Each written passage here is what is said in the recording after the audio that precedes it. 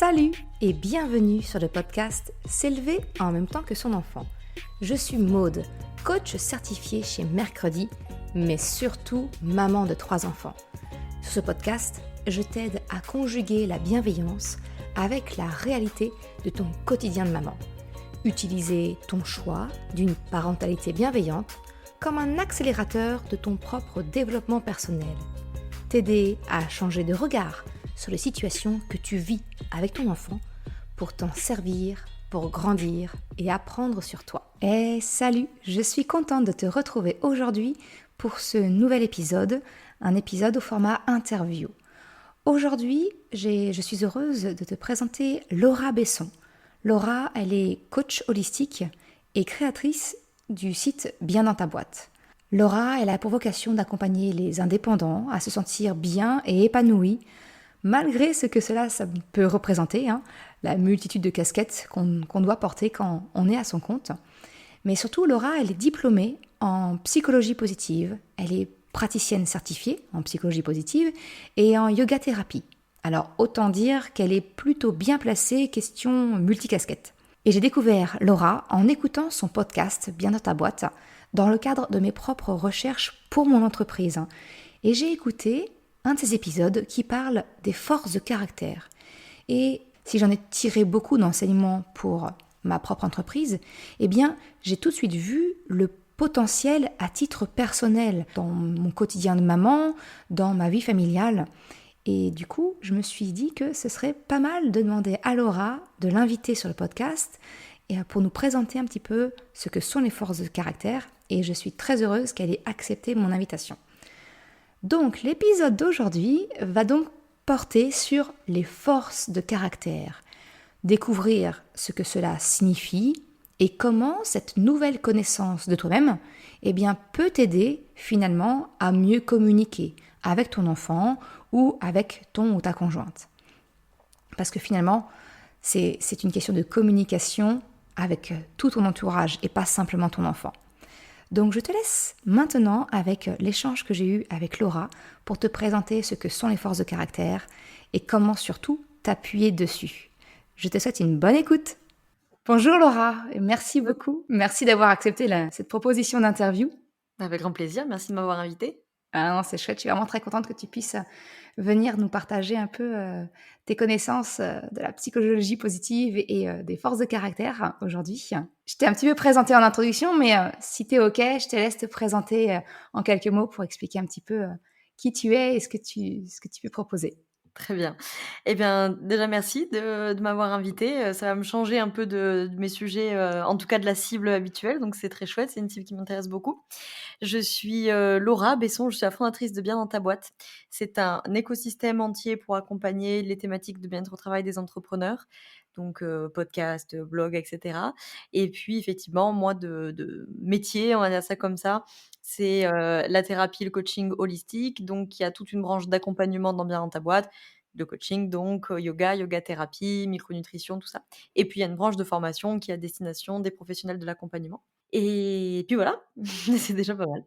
Mais oui, ça fait déjà beaucoup de casquettes que tu portes et effectivement, c'est ce que j'expliquais en introduction. Moi, je t'ai connue en écoutant ton podcast dans le cadre de mon business qui est Mercredi pour, voilà, améliorer mon quotidien d'entrepreneur, on va dire et j'ai percuté sur ton épisode où tu parles des forces de caractère et c'est ce que j'aimerais qu'on aborde aujourd'hui parce que je pense que, les parents qui écoutent mon podcast, s'élever en même temps que son enfant, je pense que ça ne peut que les aider. Moi, en tout cas, je suis vraiment convaincue qu'une meilleure connaissance de soi, ça permet de se sentir mieux, de mieux communiquer. Alors, d'aider les parents à découvrir ce que sont les forces de caractère et de découvrir les leurs, je pense que ça peut avoir un impact positif dans leur relation avec leur enfant. Alors, est-ce que tu pourrais nous expliquer ce que sont les forces de caractère, du coup? Alors, les forces de caractère telles qu'exprimées comme ça, on va se placer dans le champ de la psychologie positive. En tout cas, par rapport aux questionnaires et aux tests auxquels tu fais, allusion et dont je parlais dans l'épisode de podcast que tu as écouté. Ouais. Donc Ça, déjà je mettrai le ouais. lien dans l'épisode, dans la description de l'épisode, comme ça tout le monde pourra accéder à ce test et Mmh. le faire, le passer. Voilà, qui est gratuit et en plus vous participez à la recherche, donc c'est tout bénef. Donc voilà, on est dans le champ de la psychologie positive, donc déjà ce qu'il faut bien, avoir en tête, c'est que qui dit psychologie positive dit certainement pas pensée positive.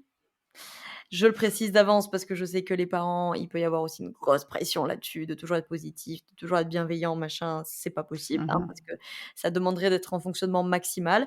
Justement, la psychologie positive, c'est l'étude du fonctionnement optimal des Mmh. individus, des groupes et des institutions. Dans ce fonctionnement optimal, c'est l'idée que je ne peux pas être en fonctionnement maximal tout le temps, je peux pas être au top tout le temps.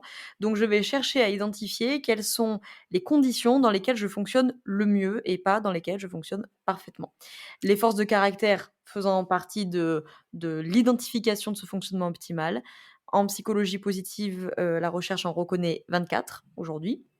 Et donc ce test, en fait, vous permet alors, je vous invite après à le on aura l'occasion d'en parler, j'imagine, mais à le pondérer, à l'ajuster et cetera, hein. Il suffit pas de se dire: «Bon, le test m'a dit que, alors c'est la vérité».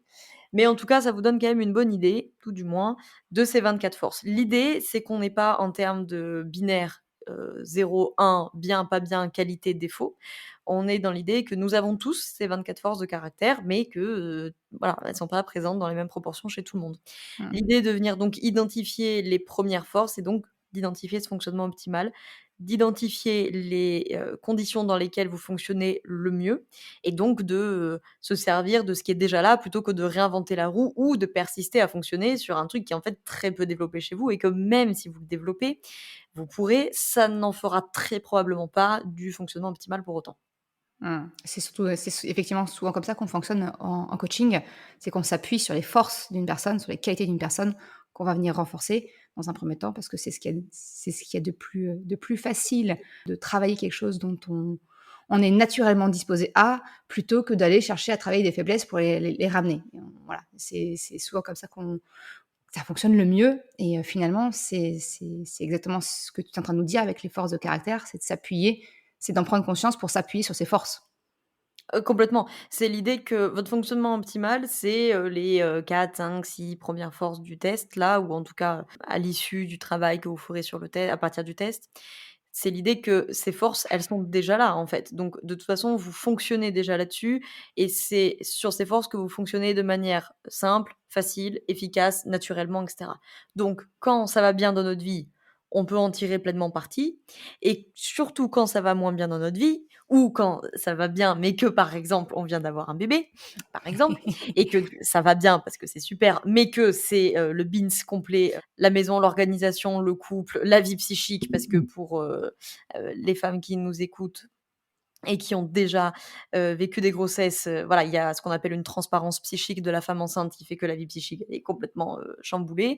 Donc particulièrement, par exemple, dans ces moments-là, autant fonctionner, sur ce qui est déjà là, pour, voilà, aller, tirer tous les bénéfices plutôt que, comme tu disais, s'évertuer à dire: «Bah, ouais, mais ma force de je sais pas moi, de prudence, elle est 23/24. Ouais, bah, écoute, on verra ça C'est plus pas tard». grave. C'est ça, c'est finalement savoir placer les priorités, savoir comment, mieux disposer de son énergie. Parce qu'effectivement, comme tu le dis, quand on est parent, bah, il y a le bouleversement effectivement de la parentalité et puis, bah, il y a des jours qui sont plus faciles que d'autres, hein. Et donc on va peut-être avoir besoin aussi, bah, de savoir, comment fonctionner en seuil minimal, je dirais. Et du coup, bah, connaître effectivement ses forces, ça peut changer la donne finalement dans la façon d'être. Parce que si on est mieux disposé, eh bien, alors on est en capacité d'accompagner notre enfant plutôt que d'être sur la corde raide et là, ça se passe rarement bien. C'est certain. Du coup, une question aussi qui peut être intéressante, c'est souvent la confusion entre les forces de caractère d'une personne et les valeurs d'une personne. Mmh. Est-ce que tu pourrais nous expliquer un petit peu, ouais, s'il y a une différence et nous expliquer un petit peu en quoi elle consiste? Mmh. C'est une question très importante, quand on travaille les forces de caractère, qu'effectivement la force n'est pas une valeur. Alors, dans le test que vous ferez, effectivement, vous allez avoir des doublons. Par exemple, vous pouvez avoir la force de l'honnêteté. L'honnêteté peut tout à fait aussi être une valeur. Maintenant, il y a 3 scénarios possibles. Soit vous avez, on va prendre l'honnêteté, la valeur d'honnêteté qui est développée et la force d'honnêteté qui est développée, et en quel cas tout va bien. Soit on a la valeur de l'honnêteté qui peut développer, la force d'honnêteté qui peut développer et donc tout va bien. Soit, et c'est généralement le scénario qui coince un petit peu, c'est quand on a la valeur de l'honnêteté, par exemple, hein, qui est très développée, et la force qui ne l'est pas. Et là, effectivement, il va y avoir un conflit force-valeur avec, sur lequel je casse les pieds à tous les accompagnants que que je forme. C'est un point très important parce que généralement, qu'est-ce qui va se passer? C'est que les gens vont répondre au questionnaire et ils vont débarquer en consultation, en séance, en coaching, que sais-je, et ils vont te dire: «C'est pas possible parce que moi, l'honnêteté, c'est super important pour moi» et ça sort 20 sur 24. Parce que le test, effectivement, il évalue vos forces de caractère, c'est-à-dire vraiment ce fonctionnement optimal, c'est-à-dire une forme de capacité, de «compétence» entre guillemets psychique, émotionnelle, une espèce de schéma que vous avez une facilité à avoir en accessibilité, à répéter, à mobiliser, à concrétiser. La valeur, c'est autre chose. La valeur, c'est la boussole de vie. C'est celle qui vous permet, à un croisement de vie, de dire: «Bon, bah, là, j'ai le choix entre 2 jobs, par exemple. Bah, je choisis le job qui est le plus honnête parce que c'est plus important pour moi. Je choisis le job qui me laisse le plus de temps avec ma famille parce que la famille, c'est une valeur importante pour moi». Voilà. Donc c'est pas tout à fait la même chose. Alors forcément, quand on a valeurs et forces qui sont, alignées, on va dire, bon, là, c'est Mmh. bien. Mais effectivement, des fois, on peut se retrouver avec un phénomène d'une valeur qui peut être importante et de la force qui est pas forcément, développée. En quel cas, bon, là, après, c'est le travail d'accompagnement, peut-être de venir questionner la valeur aussi. Est-ce que c'est vraiment ma valeur ou est-ce que c'est la valeur de papa et maman? Est-ce que c'est la Hérité? valeur de voilà, de la société, de l'école, de bon, bref, et cetera. Mais voilà, effectivement, il y a vraiment une différence. Je peux, tout à fait être, par exemple, quelqu'un de très, très honnête. C'est mon fonctionnement optimal. J'ai beaucoup de facilité à exprimer ce que je ressens, à partager mon avis sans blesser l'autre, mais que ça soit pas particulièrement, hyper important pour moi. Mmh. C'est pas voilà, ce serait pas une valeur qui est le primordiale, Voilà. à tes yeux, qui peut venir être blessé facilement et Mmh. et générer des émotions derrière. La boucle est bouclée. Donc effectivement, la ce que j'entends, ce que tu dis, c'est que finalement, ça se passe bien quand force de caractère et valeurs, coïncident, Mmh. qu'elles soient, hautement marquées chez nous ou moins. Par contre, dès lors qu'il y a une dissonance, une incohérence en quelque sorte, entre la force de caractère que l'on a et la valeur, si elle est associée, c'est là où ça peut pêcher. Parce que la force de caractère, c'est notre tendance naturelle, c'est là où on a une facilité naturelle, mais c'est pas nécessairement quelque chose qui nous est important en Oui. termes de valeur. Exact, et tu utilises le mot dissonance, il est très juste et il est très important. C'est ce qu'en psychologie on appelle la dissonance cognitive. C'est-à-dire que quand le cerveau va percevoir un écart entre la valeur et le comportement, le cerveau il aime pas ça du tout, du tout, du tout, et donc il va toujours chercher à régler cette dissonance cognitive. Il a plein de manières de le faire. Par exemple, les parents peuvent, l'avoir expérimenté ou l'expérimenter actuellement. La colère peut être une solution. Par exemple, les enfants vers, 5-7 ans qui posent beaucoup de questions: «Pourquoi? Pourquoi? Pourquoi? Pourquoi? Pourquoi?» Si des fois ils peuvent venir, sans le vouloir des fois, mais mettre un peu en Mmh. défaut une valeur, en appuyant sur: «Bah, papa, maman, pourquoi tu fais ça si tu dis que ça c'est important?» Alors là, Ah! généralement le cerveau il aime pas trop, et une solution par exemple pour réduire cet écart-là, c'est de s'énerver, tu vois? «Ah mais tu me saoules avec tes questions, tu en as marre de poser des questions», C'est voilà, comme ça! comme ça, et le cerveau il a réglé sa dissonance cognitive.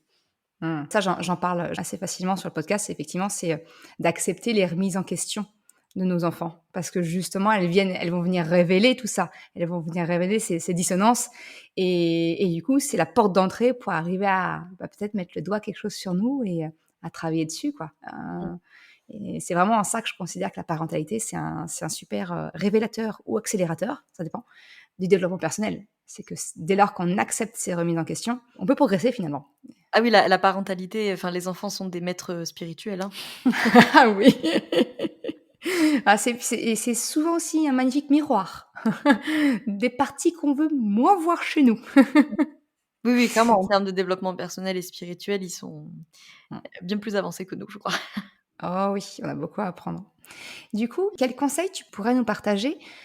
Comment faire pour s'appuyer sur nos forces de caractère? Comment on peut les utiliser dans notre quotidien pour justement, peut-être mieux s'aligner et s'éloigner de cette dissonance potentielle? Mmh. Alors, bon, la première étape évidemment, c'est de les avoir identifiés. Je vous encourage vraiment, si vous passez ce test, à ne pas vous en, contenter. Donc soit d'être accompagné pour le débriefer, soit si vous voulez le faire de votre côté, concrètement, ce qu'on vous demande là, c'est de vous le réapproprier. C'est-à-dire que si, je sais pas moi, le test il vous sort en position 7, bah, l'honnêteté, et que vous vous dites, Non, franchement, en toute honnêteté, c'est pas une force qui est très développée chez moi. C'est vous qui avez raison, OK? Le test, c'est un test, déjà, petit 1, donc il a ses limites. Même s'il est solide et méta-analysé, ça reste un test. Il est quand même, un minimum contexte dépendant, c'est-à-dire que, je prends toujours cet exemple d'une bénéficiaire qui s'était retrouvée avec le pardon en 23 sur 24 là et qui m'a dit: «Bon, je suis quand même étonnée, 23 sur 24 quand même», et en fait, en creusant, elle s'était, pourrie la gueule avec sa mère, le matin ou la veille, quoi. Donc bon, forcément que là, la sphère psychique, elle vient pas sur une accessibilité de cette force de manière très, limpide, on va dire ça comme ça. Donc il y a quand même un effet contexte dépendant qui généralement n'impacte pas le fonctionnement optimal, qui vient plutôt impacter les forces, 10 à 20 là. Mais Mmh. généralement, ce qui est très, très haut reste très, très haut et ce qui est très bas reste très bas. La plupart du temps, c'est comme ça que ça se passe. En tout cas, ce qui est très bas peut bouger si on le travaille, mais ce qui est très haut, généralement, ça reste très haut. Donc cet effet contexte dépendant et aussi gardez bien en tête que le test est relatif. C'est-à-dire qu'au bout d'un moment, il faut qu'il vous classe de 1 à 24. Donc lui, il fait une espèce de cotation, donc ne vous perturbez pas que, «Oh là là, j'ai l'honnêteté en 17, quand même, c'est pas cool, c'est bizarre». Oui, mais peut-être qu'en fait les forces, 13 à 16, elles avaient peut-être que 1 point de plus, mais lui, au bout d'un moment, il faut qu'il classe, donc il faut pas non Mmh. plus, voilà, se pourrir avec ça.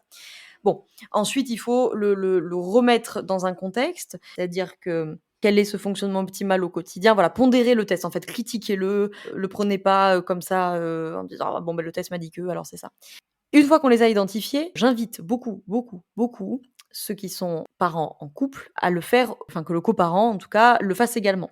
Parce que Mmh. là, ça peut être aussi, extrêmement intéressant de voir comment les forces du couple peuvent se compléter, comment Se on peut compléter. s'appuyer. Parce que peut-être que moi, j'ai pas du tout une régulation émotionnelle qui est forte, mais peut-être que mon conjoint ou ma conjointe a une régulation émotionnelle qui est forte et donc on va pouvoir s'équilibrer. Et c'est aussi très important parce que ça permet généralement un risque, évidemment quand, il y a de la parentalité, c'est que le couple conjugal va s'effacer au Mmh. profit du couple parental. Et donc le fait de faire aussi ce bilan des forces à 2 et de le débriefer à 2, et cetera, c'est aussi venir renforcer ce couple conjugal et renforcer le fait de faire équipe et donc rééquilibrer un petit peu ce truc-là. Donc ça peut être très intéressant aussi de le faire à 2. Puis au passage, ça permet de mieux connaître son conjoint, ça permet de mieux le comprendre et là, bon, c'est la casquette thérapie de couple, mais genre tout bénef. Bah, c'est ça, c'est un point d'entrée finalement pour remettre au centre la communication, si besoin était, mais en tout du moins de renforcer la communication pour effectivement, comme tu dis, on est on est une équipe et donc c'est bien de ça donne une base en fait pour communiquer, pour apprendre à se connaître, mais aussi pour communiquer, échanger et questionner et je rebondis aussi sur ce que tu as dit juste avant. Je partage complètement ton point de vue sur le fait que tout test, que ce soit celui-ci ou n'importe lequel, autre donc que je peux mentionner ou, qu'on peut croiser, ce ne sont que des outils. Ils n'ont jamais la vérité. Enfin, la vérité, elle est finalement, c'est nous qui l'avons et si on considère que les résultats ne correspondent pas à ce qu'on pense être, ce n'est qu'un outil. Tu fais bien de le mentionner et je renforce ce bémol, dire: «Attention, ne pas déporter tout pouvoir sur quelque chose qui est extérieur», comme un test par exemple, parce que c'est pas vrai quoi, c'est même dangereux potentiellement. Oui, oui, bah, c'est exactement cette notion, d'extériorité, hein. C'est-à-dire que tant que je suis dans mon état du moi enfant et ben forcément je suis dans une recherche de solutions à l'extérieur, que ce soit le test, que ce soit le thérapeute, que ce soit, le psy, le coach, le parent, le prof ou peu importe. Donc je suis dans une espèce dans un espèce de rapport transférentiel, en fait, à une autorité extérieure et donc revenir dans mon état du moi adulte, c'est aussi aller chercher les réponses dedans. Ça veut pas dire que vous en aurez pas de l'extérieur, mais en tout cas, il faut pouvoir se les réapproprier, en prendre la responsabilité. Et alors juste pour terminer sur cette histoire de force, une fois que vous avez fait ce cheminement-là, ça va être de vous poser la question, de comment effectivement vous allez pouvoir les mobiliser face à la thématique que vous avez en ce moment. Par exemple, si on prend l'exemple d'une femme qui est enceinte, elle, je sais pas, 1er trimestre, elle vient d'apprendre sa grossesse. Admettons que dans son fonctionnement optimal, en première ou deuxième force, on a l'amour de l'apprentissage. Bah, peut-être que si cette femme, à un moment donné, elle va rencontrer des questionnements, des doutes, de l'anxiété sur le choix du gynéco, de la sage-femme, des effets secondaires, que sais-je, et beh, cette femme-là, il y a fort à parier qu'elle va plus gagner à lire des bouquins, à, écouter des podcasts, à écouter des conférences, à discuter avec des professionnels de santé, parce que c'est son fonctionnement optimal. Donc très probablement, elle adore apprendre. Si tu veux des réponses, ouvre un bouquin. Là où quelqu'un qui, a l'amour de l'apprentissage très, très bas et la curiosité très, très bas, bah là, voilà, si tu lui dis: «Bah écoute cocotte, il faut t'empiffrer, 3 bouquins sur la maternité», voilà.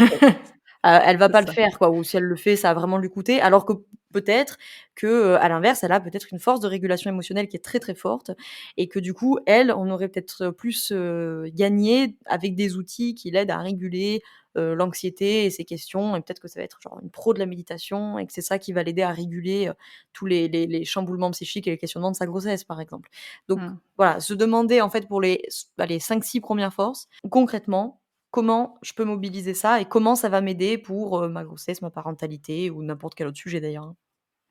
C'est en fait, finalement, ça vient illustrer le fait de cette pensée générale qu'on peut se dire: «Ce qui marche pour une personne ne marche pas pour les autres». Finalement, c'est tout bêtement lié aux forces de caractère. On n'a pas les mêmes facilités, on n'a pas les mêmes modes de fonctionnement. Donc ce qui va fonctionner pour une personne ne fonctionnera pas pour une autre.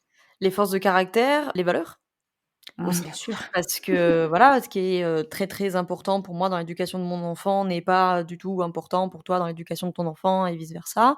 Mmh. Et le profil énergétique, le Mmh. chronotype, Ah oui. voilà, ceux qui sont, du matin, ceux qui sont du soir, ceux, de l'énergie, on en a tout le temps. Moi, j'aime pas quand on dit: «Quand est-ce que tu as de l'énergie?» Tu as tout le temps de l'énergie. Mais des fois, tu as une énergie de repos, tu as une énergie de calme, tu as une Naturellement. énergie, Mmh. voilà, d'introspection et puis des fois, tu as une énergie d'action au sens, occidental de la chose. Ça m'aurait beaucoup aidé, tu sais, de savoir tout ça. Je suis un chronotype loup et j'ai enfanté un chronotype lion. Ah! Voilà, c'était Évidemment. compliqué au début. Ça a été compliqué au début. Et je voulais te poser aussi une autre, peut-être une dernière question. Je sais que sur les valeurs, moi en tout cas quand je travaille les valeurs avec les parents que j'accompagne, je m'intéresse aussi beaucoup aux valeurs qui arrivent en tout dernier.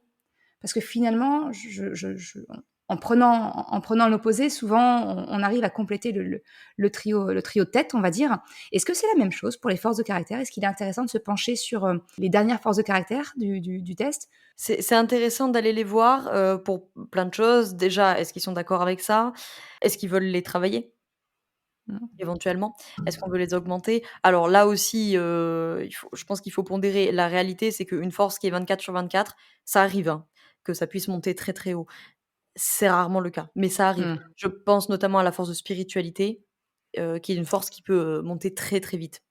Mmh. Donc il y a des exceptions. C'est intéressant, par exemple, pour le couple, parce que peut-être que moi, j'ai pas de régulation émotionnelle, peut-être que tu en as, peut-être que moi, je suis hyper balèze pour, apprendre et que du coup, dans notre parentalité, quand on va rencontrer, je sais pas moi, un bébé qui dort pas et ben peut-être que moi, je vais être, le membre de l'équipe qui va aller au-devant, des médecins, des professionnels, qui va lire des bouquins sur la question. Peut-être que mon conjoint, pas du tout. Mais peut-être que mon conjoint, il a une super régulation émotionnelle, qui tolère très bien la fatigue et qu'il tape pas des crises d'angoisse dès qu'il a perdu 1 heure de sommeil. Donc voilà. Et ça je fais une parenthèse, c'est très important parce que bon là, c'est voilà, cascade thérapie de couple qui parle, mais parce qu'on peut voir beaucoup de conflits du couple conjugal, enfin du couple parental en l'occurrence à ce moment-là, à cause de ça. Parce que des fois, tu vas avoir un conjoint qui dit: «Ouais, il fait pas d'efforts, il se renseigne pas, il lit pas les bouquins, machin». Ouais, mais c'est Ah. peut-être pas sa force. En attendant, peut-être que ton mari ou ta femme, s'il était pas là en termes de régulation émotionnelle, ce serait peut-être vraiment le gros bazar. Voilà, donc c'est important aussi, de voir ça et puis là aussi, comme tu le disais, on est une équipe et si, mon conjoint ou ma conjointe ou coparents ou que enfin peu importe et ben la dernière force c'est ouais, bah, par exemple l'amour de l'apprentissage, bah, ça sert entre guillemets, je caricature, mais un petit peu à rien de m'acharner à attendre, de mon conjoint qu'il se mette à lire un bouquin sur la parentalité parce que pour moi c'est important, parce que pour moi c'est peut-être une valeur et parce que pour moi c'est hyper facile. Mais Oui. c'est certainement pas son cas. Par contre, il doit effectivement user d'autres forces. Merci beaucoup de cette précision parce que c'est une remarque que j'ai souvent des personnes qui écoutent le podcast qui me disent: «Ah mais comment je fais pour que mon Mmh mh. mari écoute lui aussi et qu'il lise et qu'il» mais effectivement, c'est comme tu le dis, c'est peut-être tout simplement que, on n'est pas enfin moi j'appelle ça, tu vois, j'avais pas associé la force de caractère avec, mais naturellement, dans mon couple, moi, je me nomme la locomotive. C'est moi qui vais drainer, c'est moi qui vais me renseigner, c'est moi qui vais chercher. Parce qu'effectivement, l'apprentissage, voilà, c'est mon truc, c'est une de mes forces de caractère, dans mon top de forces de caractère et effectivement, bah, c'est clair que quand mon conjoint va rentrer, je vais lui demander de passer le test parce que je suis à peu près certaine que lui, ça va pas être le cas. C'est pas son truc et il a Ouais. plus besoin de voir en action et une fois qu'il voit qu'il y a des effets, il va se l'approprier mais c'est pas lui qui va chercher, c'est pas lui qui va lire, qui va se renseigner. C'est pas son mode de fonctionnement, effectivement. C'est effectivement une différence de force de caractère. Ça peut être aussi, et ou à chaque fois, hein, une différence de valeur. Peut-être que c'est beaucoup moins important pour lui que pour toi. Peut-être que, il y a une question de perception, c'est-à-dire que peut-être lui n'en perçoit pas tant de bénéfices, alors que Mmh. peut-être toi tu les vois beaucoup. Enfin je dis toi, ça marche pour, tous les couples là qui Oui, écoutent, hein, mais enfin pour tous les duos d'une manière générale qui écoutent. Ça peut être une différence de entre guillemets, voilà, de profil énergétique, hein. Généralement, ceux qui sont un peu locomotives, comme tu dis, c'est des profils plutôt yang. Généralement, hein, il faut qu'on ait un peu de yin de l'autre côté, hein, pour, mais oui. voilà, rabaisser un petit peu. Maintenant, il faut dire aussi que, on soutient peut-être des femmes qui sont dans cette situation. Ce qu'on constate aussi souvent, c'est que déjà, on est dans une société qui est plutôt yang, donc déjà ça valorise le yang. Ensuite, qu'il peut y avoir une insatisfaction et une frustration de beaucoup de femmes qui se sentent d'une manière générale des fois un peu seules dans la grossesse Mmh. et dans la parentalité ou tout du moins dans le début de parentalité. Il y a des effets sociétaux, il y a plein d'effets qu'on pourrait discuter des heures, que c'est souvent, bah, les pères restent au boulot plus longtemps parce qu'ils gagnent plus d'argent, machin. Bon bref, on peut discuter de ça des heures. Plein, oui. Et donc il faut aussi repréciser que 2 choses, il y a l'investissement des papas ou tout du moins des coparents, mais notamment des hommes dans, la grossesse, dans la parentalité, qui serait jusqu'ici a été souvent un sujet, dont ils ne se sont pas saisis et parfois pour lequel on leur a pas permis de se On saisir. n'a pas laissé la place. Mais voilà, vous avez compris ce que je voulais dire. Et le deuxième truc qu'il faut avoir en tête aussi, c'est que notamment pour, celles qui nous écoutent qui sont enceintes, c'est que le coparent, homme ou femme, hein, et le coparent, il s'investit toujours un petit peu après dans la grossesse. Parce que vous allez le vivre beaucoup plus rapidement, des symptômes du premier trimestre, de ce qui change dans votre corps et puis à partir du moment où la grossesse est entre guillemets «annoncée», rapidement, il y a plein de choses qui vont changer, votre rapport au corps, vous allez commencer à réfléchir à votre boulot, vous allez commencer à réfléchir des fois le choix des maternités, de garde, de l'accouchement, donc il y a plein de choses qui se mettent à changer. Le coparent à côté, il peut être dans ces réflexions-là, mais voilà, lui, il a pas le vécu phénoménologique de Il ça, vit donc pas le bouleversement. Mmh. voilà, donc il faut aussi leur permettre, je sais, c'est pas toujours ça, mais il faut aussi leur permettre, pas, 2 ans de décalage, mais Non, hein? voilà, mais leur permettre des fois quelques semaines de décalage, de la même manière que quand vous allez commencer à sentir bébé bouger, la plupart du temps, la perception du coparent à l'extérieur, c'est 2-3 semaines plus ouais, bien 2-3 semaines plus tard. Donc voilà, forcément, il y a un petit Il y a un décalage. décalage. Et c'est vrai que je conçois, ça peut être frustrant aussi parce que c'est beaucoup de bouleversements évidemment physiologiques, c'est beaucoup de bouleversements psychiques, parce qu'il y a Mmh. une transparence psychique quand même pour les femmes à ce moment-là et donc voilà, ça peut être un peu frustrant des fois de se dire: «Non mais moi déjà j'ai tous ces chamboulements-là, il y a tout qui change, mon boulot, ma psyché et cetera et à côté il écoute pas le podcast quoi». Donc voilà. Je lui demande juste de lire, juste d'écouter, il le fait pas. Donc bon, évidemment, messieurs qui nous écoutez, on y va, on s'investit, on soutient madame, c'est certain. Mais mesdames, alors pas celles qui sont enceintes parce que vous, c'est pas le moment d'entendre ça la plupart du temps. C'est plus tard. C'est Mais ou ça. alors si vous êtes à un moment un peu plus reposant, un peu plus calme de la grossesse, OK. Mais voilà, d'entendre qu'ils peuvent aussi avoir un petit décalage et que comme on le disait juste avant, ils peuvent aussi beaucoup vous apporter, des fois sur d'autres plans. Vous les attendez sur l'écoute du podcast, sur, le bouquin, sur machin. Mais des fois peut-être Mais ils sont sur voilà, peut-être que ce qui vous apporte aussi, c'est, je pense à ça parce qu'il y a pas longtemps, j'ai eu ça d'une amie qui a accouché et elle a accouché à la maison et elle voulait pas de visite, les 2 premières semaines. Puis notre amie qui dit: «Ouais, quand même son mec, il est à la maison, il fait rien». Alors qu'en fait pas du tout, parce que là, le conjoint, alors au-delà du soutien et cetera qu'il a fait à sa femme, il a fait videur. Clairement pendant c'est 2 ça, semaines, il fait barrage. il a fait agent de sécurité, ce qui est pas non plus facile pour lui, parce que quand c'est ta mère, c'est une chose, mais quand c'est ta belle-mère et qu'il faut lui dire: «Non, ma maman, faut pas rentrer Non. parce que ta fille elle veut pas te voir», tu vois?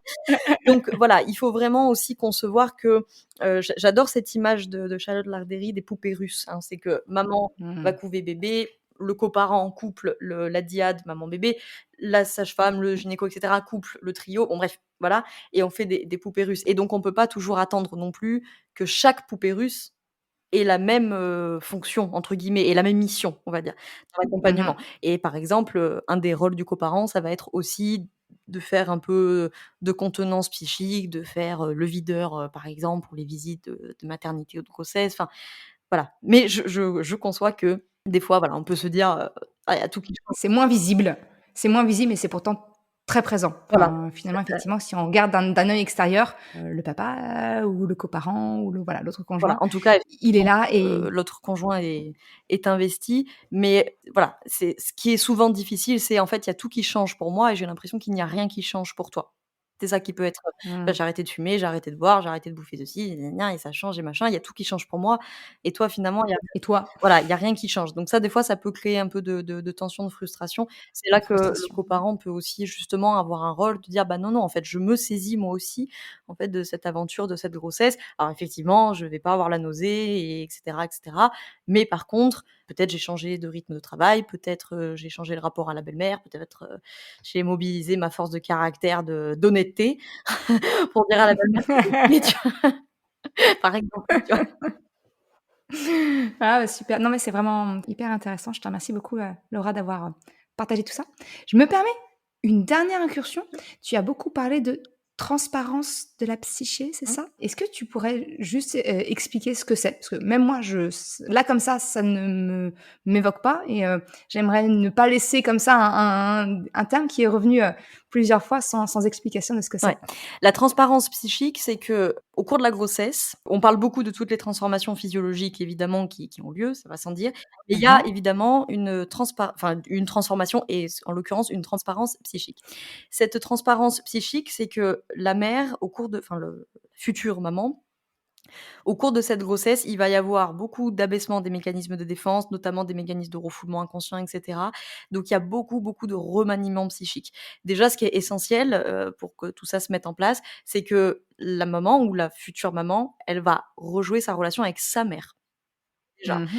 Généralement, pendant la grossesse, on va rejouer beaucoup de entre guillemets «de trauma». Alors ça peut être évidemment du trauma au sens clinique, mais en tout cas de blessures, voilà plutôt. De blessures d'enfance, les Ouais. blessures affectives, les blessures d'attachement. On rejoue la relation avec la mère, potentiellement la relation avec la grand-mère si la filiation maternelle est assez, proche, on va dire, et qu'il y a Mmh. une transmission importante. Donc ça fait rejouer beaucoup de choses. Les émotions évidemment sont décuplées pour des raisons hormonales, physiologiques, mais aussi par cette transparence psychique. Donc toutes les émotions, voilà, vont être, enfin toutes, beaucoup d'émotions vont être plus fortes. Elles peuvent changer, rapidement, Mmh. d'une à l'autre, puis ça dépend évidemment des stades de la grossesse et donc tous ces mécanismes de refoulement, ils vont enfin de défense plutôt au sens large, les mécanismes de défense vont diminuer un petit peu et donc forcément, c'est un peu comme si tu veux, il y avait des barrages, pour contenir de l'eau. Alors là, les barrages vont pas céder non plus, enfin ils peuvent, mais la plupart du temps, c'est pas ça, mais on va les baisser un petit peu. Baisser le niveau. Mmh. Donc forcément, il y a beaucoup d'eau, qui débarque en même temps. Il faut arriver à réguler un petit peu ce flot-là. Encore une fois, d'où l'importance là aussi du coparent qui doit être conciliant, tolérant. C'est pas le moment de lui dire: «Ah, ah, ah, tu changes d'humeur tout le temps». Oui, elle change d'humeur tout le temps, écoute, elle fait ce qu'elle peut. C'est vrai, mais là, Voilà. voilà, mais garde-le pour toi. Donc bon, voilà, chacun fait ce qu'il peut. Ce n'est pas le moment, surtout en fin de grossesse, encore moins à l'accouchement, par pitié, de venir questionner une femme, sur, ses, schémas d'enfance, tu vois? C'est non, pas le moment. C'est pas le moment. Donc voilà, cette transparence psychique, elle vient de là. Donc c'est quand même important de le dire, aux femmes qui sont actuellement enceintes ou qui prévoient de l'être ou qui vont l'être et cetera, pour qu'elles le sachent aussi, hein, qu'il y a cette transparence Ouais. psychique, que forcément la sphère psychique d'une femme enceinte, c'est pas la sphère psychique d'une femme pas enceinte. Souvent, on appelle ça la matrescence, hein, une espèce de combinaison de la maternité et de Ah oui. l'adolescence, en plus avec tous les changements hormonaux et c'est un changement global, hein, la maternité, parce que vous allez changer physiologiquement, hormonalement, socialement, professionnellement, psychiquement donc voilà, il se passe beaucoup, beaucoup de choses donc faut pas s'étonner qu'elle soit fatiguée aussi, hein, soit dit en passant, même s'il y a une société où on nous demande de travailler très tard dans la grossesse et Être de productive. voilà et de Mmh. reprendre très, très tôt, Voilà. en postpartum. Le postpartum aussi, de la même manière, va, avoir une influence sur la sphère psychique. C'est ce que Winnicott appelait la préoccupation maternelle primaire, qui fait que là, vraiment, la sphère psychique va, complètement se focaliser sur bébé et sur les besoins du bébé. C'est très important que ça se passe parce que là, la mère va être complètement, entre guillemets, «obsédée» au sens, mélioratif du mot, hein, obsédée par Mmh. bébé. C'est important que ça se fasse pour que la mère puisse intégrer, enfin ou parents, puissent intégrer les signaux et les besoins de bébé. Oui. Si les premières semaines, je n'ai pas la disponibilité de me consacrer à lui, psychiquement parlant, généralement, ça va rendre un peu compliqué la suite parce que je vais pas reconnaître les pleurs, je vais pas reconnaître un pleur de biberon, un pleur de sommeil et cetera et cetera. Cette Mmh. préoccupation maternelle primaire, elle est normale, elle est nécessaire et là aussi, il faut prévenir les mamans que c'est normal, elles peuvent pas être partout et penser à bébé, à perdre 15 kilos, à satisfaire les parents, les visites, gna gna gna, le boulot, le patron, je sais pas quoi. Et les coparents, les conjoints, que voilà, elles vont être Focalisée focalisées et et que comme mmh. beaucoup d'entre vous le savent, c'est souvent des têtes en l'air. Elles oublient beaucoup de choses, Ah oui. voilà, mais elles oublient parce que y c'est voilà, grand bouleversement, donc il faut que la sphère psychique se concentre sur ce petit primate qu'il faut C'est élever ça. maintenant. Mais c'est vraiment c'est tout à fait enfin, ce que tu dis, OK, je ça percute effectivement et ça résonne dans mon vécu. Mmh. C'est une vraie, révolution, Mmh. évolution, finalement. Moi, je le vois vraiment comme une chrysalide où je suis passée d'un stade à un autre, où j'ai appris beaucoup sur moi et cette transparence de transparence de la psyché, ça me parle parce que ma première grossesse, c'était un petit garçon, OK, facile, j'ai envie de te dire. Ma deuxième grossesse, c'était une petite fille et au moment où le gynéco m'a annoncé que c'était une petite fille, m'est revenue en boomerang une phrase de ma mère qui pourtant, enfin, elle était énervée, enfin voilà, c'est pas, elle ne voulait pas de mal, mais elle m'a dit comme ça: «Je te souhaite qu'une chose, Maud, c'est d'avoir une fille comme toi». Et voilà, voilà, je ne lui en veux pas, mais cette phrase m'est revenue et j'ai pleuré de savoir que j'entendais une petite fille parce que j'avais peur. J'avais peur et voilà et je pense que c'est ça, en fait, finalement, c'est ce que tu appelles la transparence psyché, ça m'est revenu alors qu'en soi, ce n'est pas un traumatisme, ça m'a pas empêché de grandir, c'est ma mère, enfin voilà, on a une bonne relation et elle m'aime et c'était sous le coup de l'énervement qu'elle m'a sorti cette phrase, mais elle est ressortie et je sais que bah, voilà, j'ai quand même pas mal travaillé pour pas que ça impacte en tout cas ma relation avec ma fille. Je ne voulais surtout pas reproduire ce schéma-là et correspondre à ça. Mais Ouais, ouais, c'est certain effectivement. que ça va d'autant plus se rejouer quand les femmes attendent des petites filles. Alors évidemment, ça se fait avec les garçons aussi, hein, évidemment, mais d'autant plus avec la petite fille parce qu'en fait, c'est dans le transgénérationnel, c'est toute la filiation maternelle là qui rentre en résonance. Et surtout à la première grossesse, forcément, parce que c'est le changement de statut, c'est-à-dire que vis-à-vis de notre maman, nous devenons maman et que notre maman vis-à-vis de sa mère devient la grand-mère. Enfin bon, évidemment, il y a tout la cascade, forcément. Donc ça, c'est certain que pendant une grossesse, on rejoue les liens avec la mère, des fois avec la grand-mère, et cetera, comme on l'a dit avant. Mmh. Évidemment, d'autant plus quand c'est une petite fille. Beaucoup de témoignages aussi que des fois les annonces des petites filles, c'était plus stressant parce qu'il y a ce côté de: «Oh là là, dans quel monde je la mets? Dans quel système je la mets?» et cetera, et cetera. Donc voilà, en tout cas, tout ça pour dire qu'il se passe beaucoup de choses, à ce Beaucoup moment-là, de choses. hormonalement, physiologiquement, psychologiquement, cette transparence psychique, cette préoccupation maternelle primaire, indulgence, indulgence, indulgence et surtout il faut, Mmh. dans la mesure du possible, se constituer son village, en fait, hein, autour de soi. Le conjoint, les grands-parents s'ils sont là, les nounous, les professionnels de santé, enfin bref, tous les interlocuteurs, les amis, ça fera du tri. Les amis, Ça fera ah du oui, tri les dans les amis. amis. Voilà, celui qui, vous appelle une semaine après un accouchement pour dire: «Bon alors, c'est quand que tu sors boire un verre?» Lui, il a pas compris. C'est ça. Voilà, lui, il comprend pas. Voilà, celui qui débarque On reconnaît moi je dis on reconnaît les amis à ceux qui débarquent chez toi et qui te déposent voilà. des plats faits maison à se mettre au congélateur, dire: «Vas-y, va prendre un bain, je mets le truc à chauffer et je m'occupe du petit». Voilà, Oh! exactement. Oui, Ça c'est l'ami qui a compris ça. Donc c'est voilà, ça. se constituer son village qui va pouvoir accompagner ce process-là et je sais que c'est pas simple parce qu'on est dans une société qui, voilà, genre: «Ah ça va, tu es enceinte, pas malade, ah ça va Mmh. bébé, j'en ai élevé 5, c'est bon». OK, c'est quand même un gros chamboulement et je suis d'une admiration, sans faille pour ces femmes qui, travaillent jusqu'à, la fin et qui reprennent 2 mois après le boulot. Alors je sais que des fois, bien sûr, il y a une obligation financière, hein, bien Pas le sûr, choix.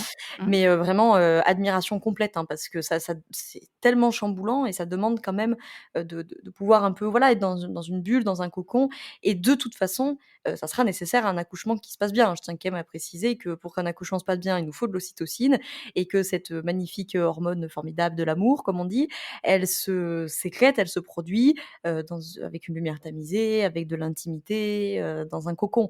Donc forcément, plus on aura cultivé le cocon pendant la grossesse, plus il servira à l'accouchement, plus il servira aussi en postpartum, quand bébé aura besoin de contenance et quand les parents vont devoir aussi apprendre à connaître bébé. Comment toi tu es quand tu as faim, comment toi tu es quand tu as Découvrir, sommeil, voilà. Qui es-tu, petit primate? c'est ça.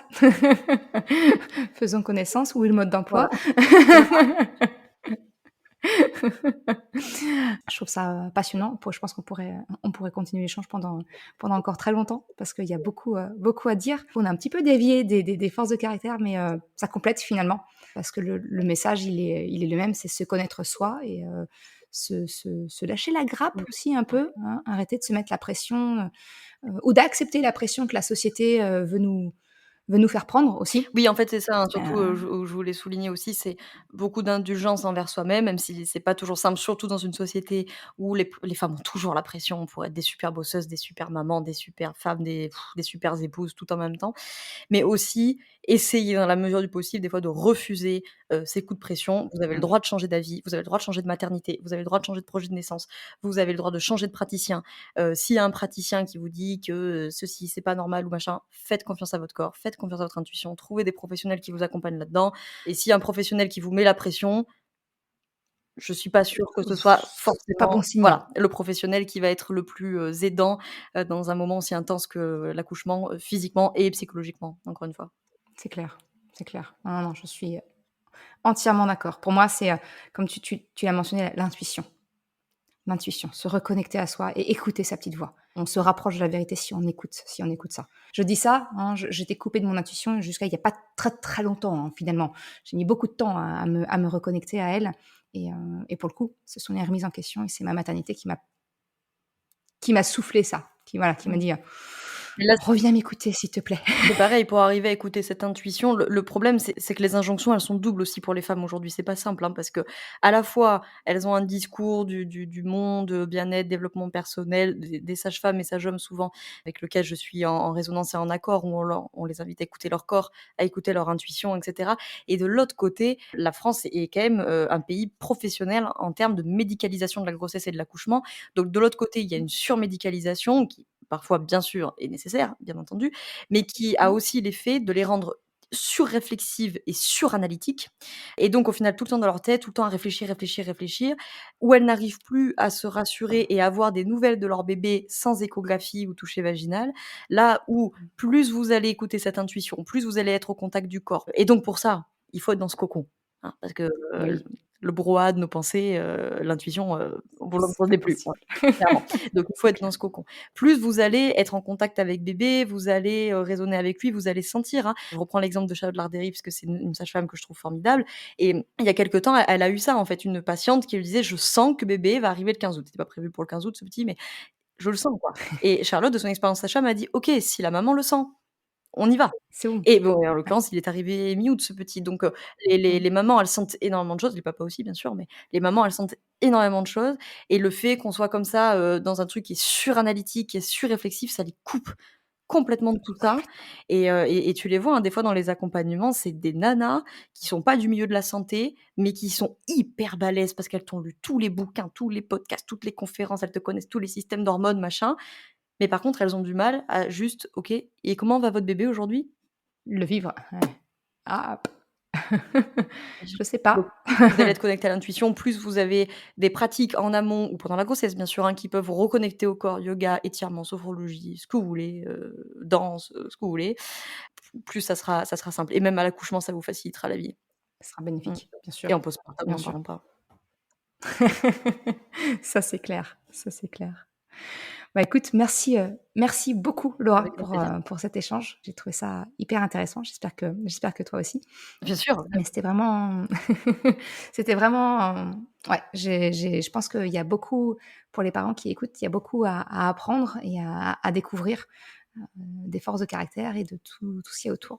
Je mettrai tous les liens te concernant, si les parents sont intéressés pour aller un peu plus loin et voir un petit peu ce que tu proposes.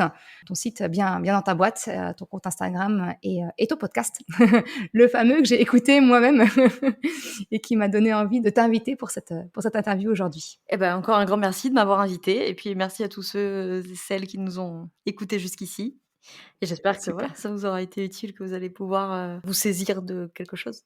super. Bah, merci beaucoup Avec Laura, je te grand plaisir. remercie. Merci à toi. À À bientôt. bientôt. Merci d'avoir écouté cet épisode jusqu'à la fin. Tu retrouveras les liens mentionnés en description de l'épisode ou bien dans sa retranscription sur le site merrecredi.com. Si tu as aimé cet épisode, s'il t'a été utile, je t'invite à le partager, à en parler autour de toi. Ou, si le cœur t'en dit, de me laisser un commentaire et une note de 5 étoiles sur Apple Podcast ou Spotify. Cela me permet de faire connaître le podcast et m'encourage à progresser. Un grand merci à celles et ceux qui prennent le temps de le faire ou de m'envoyer un message privé si leur plateforme d'écoute ne le permet pas. Je te souhaite une excellente journée, après-midi, soirée, quel que soit le moment où tu écoutes et je te dis à la semaine prochaine pour un nouvel épisode. Ciao!